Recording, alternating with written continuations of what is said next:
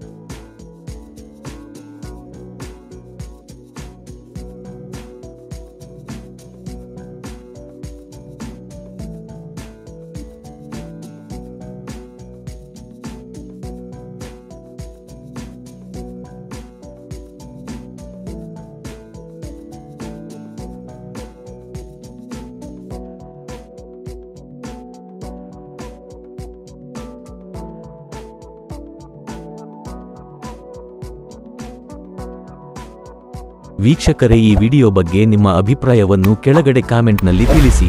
Video ಇಷ್ಟ ಆಗಿದ್ರೆ ವಿಡಿಯೋಗೊಂದು like ಮಾಡಿ, ಶೇರ್ ಮಾಡಿ ಮತ್ತು ಇದೇ ರೀತಿಯ ವಿಡಿಯೋಗಳಿಗಾಗಿ ನಮ್ಮ ಚಾನೆಲ್ ಅನ್ನು ಸಬ್ಸ್ಕ್ರೈಬ್ ಮಾಡಿ. ವಿಡಿಯೋ ನೋಡಿದ್ದಕ್ಕೆ ಧನ್ಯವಾದಗಳು.